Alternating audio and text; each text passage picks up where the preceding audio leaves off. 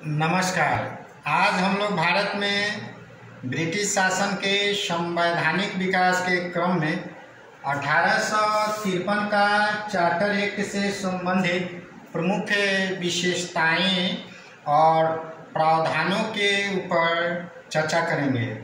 जैसा कि विदित है कि 1773 ईस्वी के रेगुलेटिंग एक्ट के बाद भारत में जो ब्रिटिश संसद द्वारा संवैधानिक विकास किया जा रहा था, भारत में शासन और प्रशासन तथा ब्रिटिश लाभ की प्राप्ति के उद्देश्य से जो प्रावधान लाए गए थे, उसी के अंतर्गत 1793 ईस्वी के बाद से जो भी अधिनियम और चार्टर एक्ट जो लाया जा रहा था 20 वर्षों के अंतराल पर, उसी की श्रृंखला की कड़ी में 1853 का चार्टर एक्ट अंतिम और संवैधानिक परिवर्तन के तौर पर महत्वपूर्ण माना जाता है। 1853 का चार्टर एक्ट ब्रिटिश शासन अधिनियम के अंतर्गत 1852 ईस्वी में गठित सेलेक्ट कमेटी की रिपोर्ट पर आधारित था, जो प्रांतीय प्रतिनिधित्व के आधार पर आगे बढ़ रहा था। राम मोहन राय की इंग्लैंड यात्रा और बॉम्बे और मद्रास प्रेसिडेंसी में दायर याचिकाओं के आधार पर ही इस 1853 ईस्वी के चार्टर एक्ट का प्रावधान जो है से भारत में लाया गया था और इसे भारत में लागू करने के लिए ब्रिटिश संसद द्वारा मंजूरी प्रदान की गई थी। तो आइए हम लोग बारी बारी से इसके ऊपर जानकारी प्राप्त करते हैं। इस एक्ट के द्वारा 1853 ईस्वी के चार्टर एक्ट के द्वारा ब्रिटिश संसद द्वारा वेतन का निर्धारण जो है से बोर्ड ऑफ कंट्रोल के सदस्यों और पदाधिकारियों के लिए कर दिया गया। लेकिन यह भी बात जो है से इसमें बतलाया गया कि बोर्ड ऑफ कंट्रोल के सदस्यों का वेतन कंपनी जो है से भुगतान करेगी। तो यह जो है से बात जो है से प्रमुख रूप से लागू किया गया कि कंपनी द्वारा बोर्ड ऑफ सदस्यों और इसके पदाधिकारियों का वेतन भुगतान किया जाएगा।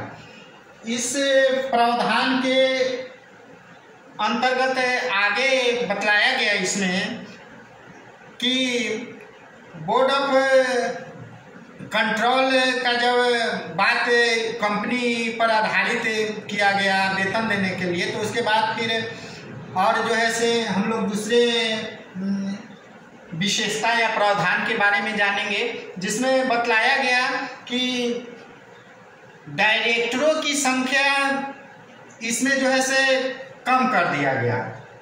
डायरेक्टरों की संख्या 24 से घटाकर 18 कर दिया गया और इन 18 सदस्यों में से 6 सदस्यों का चुनाव जो है से ब्रिटिश सम्राट के द्वारा जो है से मनोनीत करने का जो है से प्रावधान लाया गया कि ब्रिटिश ताज के अंतर्गत, ब्रिटिश क्राउन के अंतर्गत जो है से 18 डायरेक्टरों में से 6 डायरेक्टरों को जो है से ब्रिटिश ताज के अंतर्गत जो है से मनोनीत करने का प्रावधान जो है से इसमें लाया गया।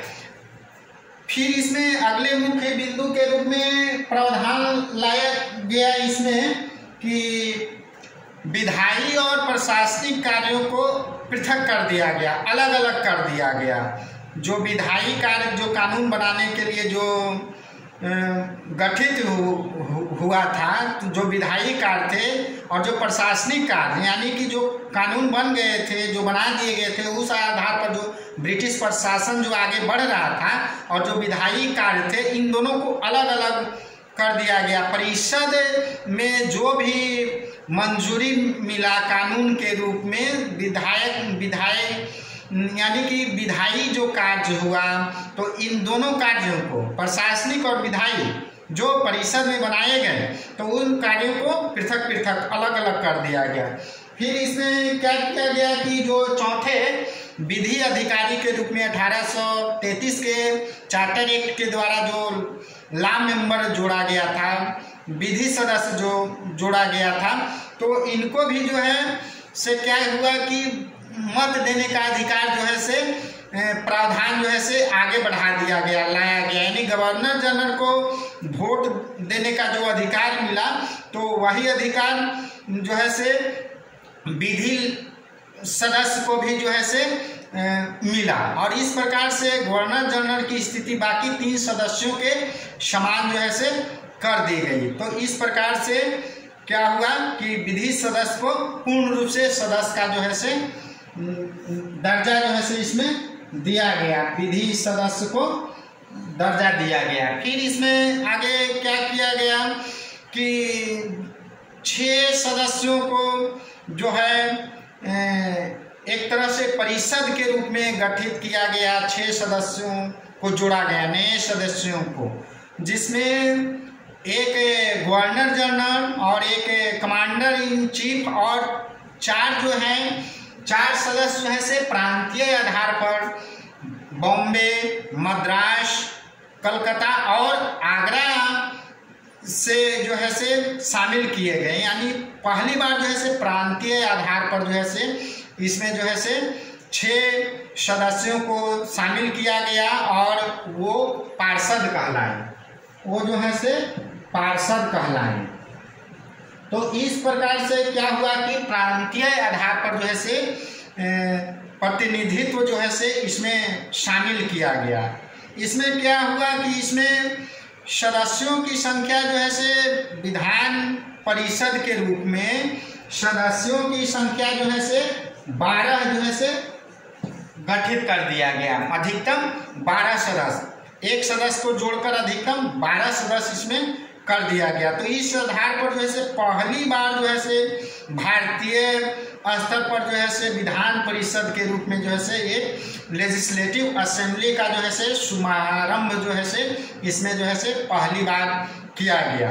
तो इस प्रकार से यह परिषद जो है से महत्वपूर्ण परिवर्तन के रूप में स्थापित किया गया था। फिर इस एक्ट के द्वारा क्या किया गया, चार्टर एक्ट के द्वारा कि सिविल सेवा को भारत में खुली प्रतियोगिता करने के लिए मंजूरी प्रदान किया गया। सिविल सेवा की परीक्षा का खुली प्रतियोगिता कराने के लिए जो है से मंजूरी मिला। और इसमें क्या किया गया कि पहली बार जो है से भारतीयों को भी सिविल सेवा में जो है से भाग लेने के लिए, खुली प्रतियोगिता में शामिल होने के लिए जो है से मंजूरी प्रदान किया गया। तो इस आधार पर क्या हुआ कि खुली प्रतियोगिता का आयोजन किया गया और इसमें शामिल होने वाले लोगों के लिए आयु का निर्धारण कर दिया गया 18 से 23 वर्ष। और इस प्रकार से क्या हुआ कि उस समय की जो शिक्षा व्यवस्था थी उस आधार पर जो है से 18 से 23 वर्ष का उम्र जो है से किसी भी दृष्टिकोण से उचित नहीं था। और सिविल सेवा में भर्ती के लिए जो है से लॉर्ड मैकाले की अध्यक्षता में मैकाले समिति का गठन किया गया। 1854 ईस्वी में मैकाले समिति का गठन जो है से किया गया। तो इस प्रकार से सिविल सेवा के लिए खुली प्रतियोगिता करने का प्रावधान जो है से लाया गया। भारत में ब्रिटिश शासन के अंतर्गत जो है से साम्राज्य विस्तार बढ़ रहा था। तो भू साम्राज्य का सीमा विस्तार होने के कारण जो है से इसमें पहली बार 2 नए प्रांतों सिंध और पंजाब का जो है से गठन किया गया।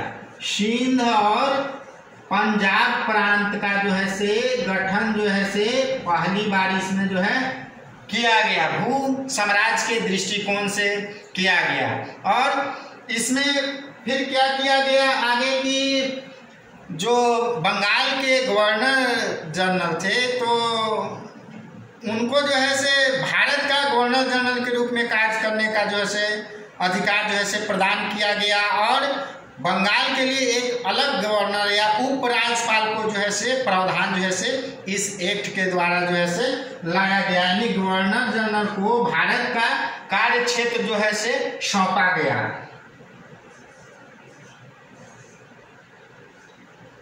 गवर्नर जनरल को कार्य क्षेत्र जो है से भारत का जो है से सौंप दिया गया। तो इस आधार पर क्या हुआ कि इस एक्ट में ये सारे प्रावधान लाए गए। फिर इस एक्ट में और प्रावधान क्या लाया गया कि जब तक संसद ब्रिटेन की संसद जब तक चाहती थी तब तक ही भारतीय प्रदेशों पर कंपनी का अधिकार स्थापित रहेगा, यानी संसद की इच्छा अनुसार जो है से कंपनी भारतीय प्रदेशों पर अपना अधिकार जो है से बनाए रखेगी। यह भी इस एक्ट में लाया गया।